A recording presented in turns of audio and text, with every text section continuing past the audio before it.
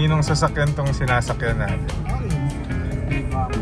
Bang Fortuner. You're very fortunate. Tsaka ano, ang galing mo magkamada ng mga bike ha. Nagkasya siya lahat dito. 3 bike. Galing mo talagang magkamada. Pinsalay, ikinamada. Pinsalay, ikinamada. Wow, bigat yung cellphone natin ha. Naka-iPhone 16 Pro Max ka na. Yes! Grabe pa lang kung inisip na din naman, napakalala. Walam, kaya mo na yan. Ikaw yung Abi Maldea ng bike wash, diba? Magalit. Ano bang ginagawa mo? Binabaklas. Sabi ito, walang ka-amor-amor sa pangit na bike ko. Akala ko baklas. Tatanggalin ko muna yung crank. Oo nga, ito nga muna tatanggalin ko para matanggal mo yung crank. Tapos yung video ko. Oo nga. Nagawan ako ng content nila. Nagtatalo pa tong dalawang to eh. Uy! Ganda ng ukit mo sa patilya. Anong tawag doon? Ano patilya? Ano yung ganyan. Nakakabit siya sa kilay. Siyempre. Kaya ba yan sa akin? Ganyan. Oo. Pili ka. NLEX sa Skyway. Mario pa naman ba? Tigis mo. Ganda pala mukha ni Beba mo pag umiiri. Hirap na hirap. Kaya mo yan, daddy. Ay, baliktad kasi ako. Ha? Doon ako sa kabila, baliktad talaga. Sinisikipan mo? Tanga ka. Sinilit mo, baka may malustred yan. Ano ginagawa mo? Tatanggalin ko yung ano mo. Bigote. Yung crank. Ano yung pinantatanggal mo? Ito? Ano yung tawag? Crank puller ata tawag. Itutornilyo mo siya dun sa dust cap cover ng crank. Habang sinisikipan mo, tinutulak mo? Oo. So the more na niro-roast ka mo sa papasok? Oo. Hinihila niya yung crank? Oo. Teknolodya. Teknolodya ba siya? Grabe naman tong bike na to. Itim-itim na nung ano. Tignan mo, kaya mo pabalinisin mo. Baka Beba mo to. I got you. Nag-gloves ka pa kaninong Rai? Alam mo, ay hinipan ako. Galawang plastic labo karinderya. Boss, napakadumi ng chain mo, maawa ka naman. Sige, basta ibalik mo yan ha. Ako naputulan ng kadena sa sumulong. Ano yan? Parang WD-40. Pwede ba yan sa Fortuner ni Babe Amo? Lagyan natin yung disc brake. Sabi, lumalabas yung totoong kulay ng frame. Magic. Itim yan ha, baka mamaya gawin mo silver yan. Uy! Sira! Oo, nilalaglag lang yung park tool. Ang park tool ba, Korean? Ito tabo. Ininis ko lang, maganda pa naman yung dito lang. Paano pag yung BB na nasira yung thread? May Napaparetread? retread ako, may pang-retread ako. Kahit na nakalbo na niyo yung ano? Well, halos hindi naman yan mangyayari kasi hindi naman to yung tipong binubuksan mo everyday. Tsaka yung rule, kung nagkakabit ako ng mga, lalo na sa BB, dapat siguro 95% ng pagka-install mo, kamay mo lang. Kasi pag na-install mo ng kamay, ibig sabihin tama yung sunod niya sa thread.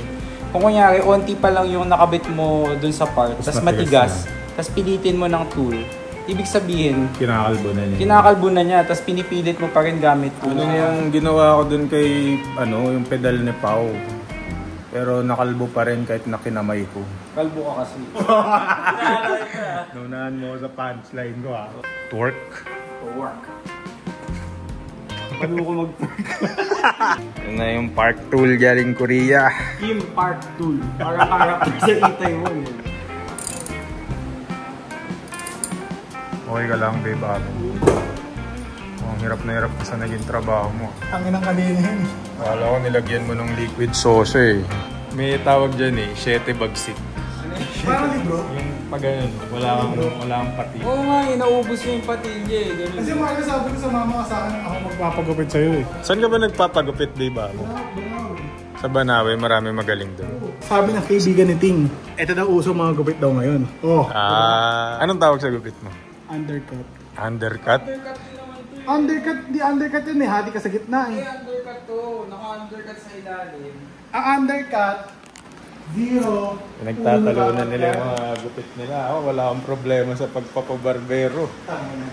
Madali lang ang buhay ko. Mama ka sa labas. Galingan mo dyan ha. Nautusan pa ako ni Babe Amo Photography. Ay, Ako nagbubuhat, nakakaluslus to eh. Pinapahirapan mo ako, baka magasgas natin tong E30 ni Budol Daddy. Hey.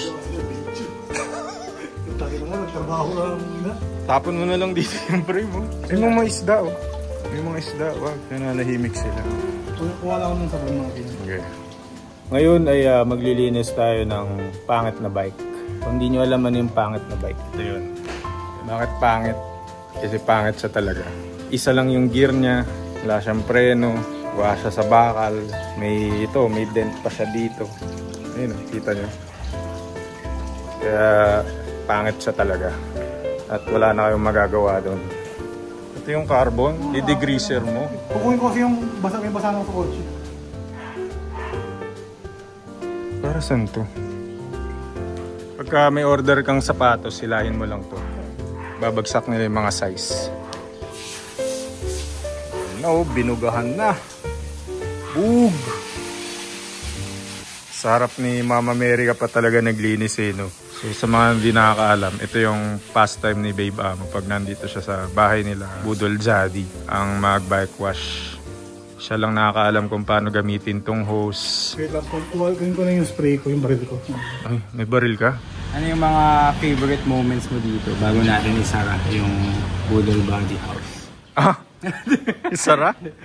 Na off guard ako, wait lang. Hindi ko alam sasagot ko. Gusto ko yung yung nagbibuild tayo dito tapos may mga dumarating na pagkain galing sa mga kung sino-sino.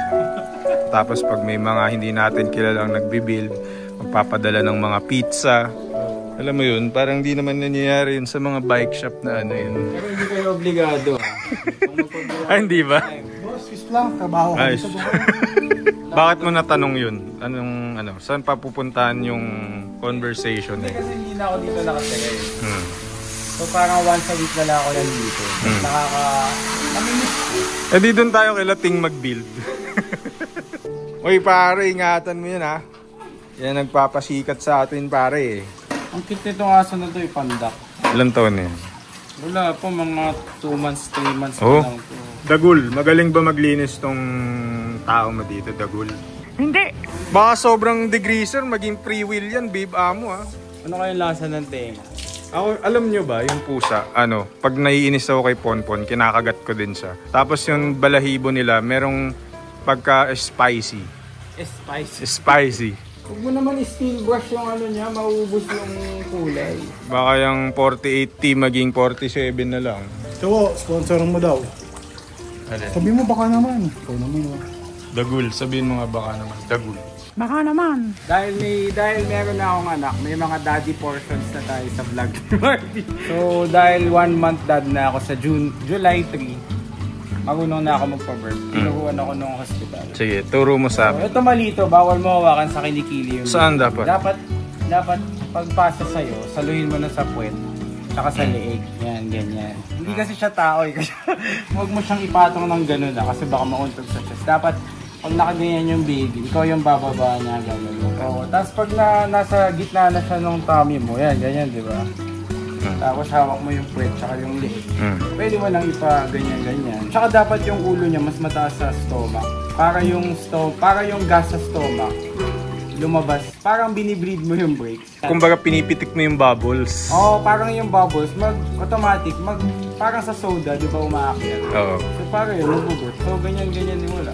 Huwag mo ako pa yan, Dagul, dali. Suka ka kahit ano. Buti nagpapabuhat yan. Oo nga. Si Graham nga ipa-burp mo. Buti pwede ka ngayon. Eh sabi ni Marco kasama ka doon. Eh paano yan? Mamaya hindi na ako pwede. Gabo pa. Galing mo napaputi mo. Ganyan siya kaseryoso mag-bike wash. Kaya kung magpapa-bike wash kayo sa kanya, message nyo lang siya. Oy! Kanino ka natuto ng pag-bike wash? Wala, sa akin lang, sa mga bike ko. Eh, OC ako sa mga bike ko dati. Gusto ko malinis. Yung sa Kalausi na yon, 6 hours ako nag-bike wash doon. Kasama na yung polish, wax, tapos baklas lahat. Baka 6 hours mo din yan, wala nang oras. Baka silver mo din yan, carbon yan. Eh, still brush ko rin ba?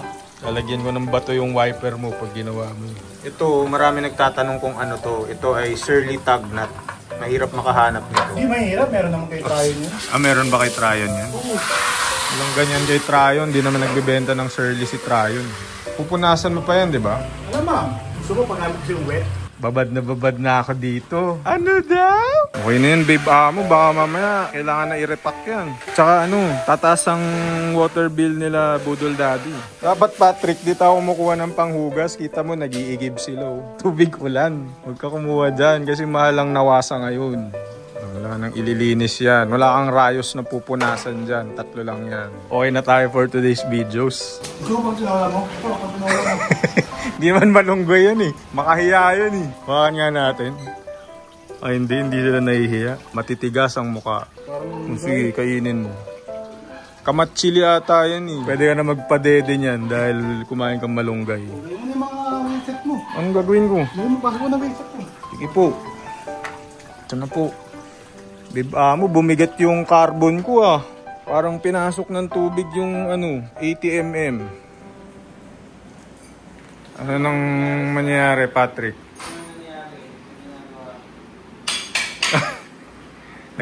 Muna si babe amo. Di ba yan? Vape pala, vape. Kasi yung tao ng Budol Daddy. Anong flavor ng vape mo? Mango number 5. Mango number 5? Parang lubega yun ah. A little bit of Monica. Malambot yan ah, huwag may tulak ah.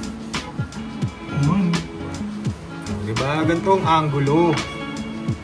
Ay, Vlog takeover tayo guys. So, si Igat maglalagay ng ang kanyang head kasi siya lang may access ng head yan na tri-spoke. Ano nga ba ito? Isang nakakaalam nito eh. Ihanapin mo yung tamang... Yan! Tapos mo... Lak mo, butakin. Hiya ka! Tapos mo gagamitan ng Allen Iverson. Alam mo babe amo, nagdidilim na dito sa iPhone ko. Kulang na tayo ng liwanag. Actually, di na kailangan to eh. Ito, di na kailangan to. Okay na yun. Tama mo yan, gago. Balik mo yan. Tinanggal Di na mo kailangan ito. Marlo, tingnan mo. May tinanggal siya, hindi na niya makabit. Di na kailangan ito. Alam mo ba, ito yung preno mo eh. Okay. Sabul, madjinggilan yan. Kaka-bike wash lang ni babe amo. Grasahan mo na, tapos gamitin mo dyan sa labas. Videoan kita. Dali, malakas makasikat tong bike na to. Tangin ng kulay yan. Yun yun. Ba't ganito kulay? Parang galing kay Budol sa atin. Okay na? O gamitin mo na. Marty ah. Oo. Ikaw model, ikaw naghugas, ikaw bida.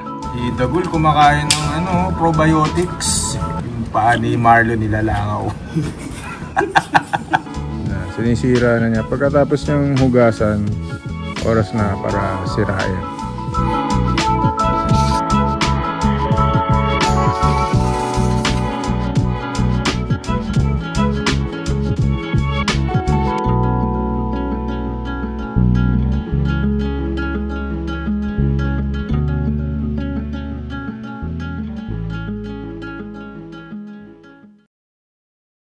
Uy!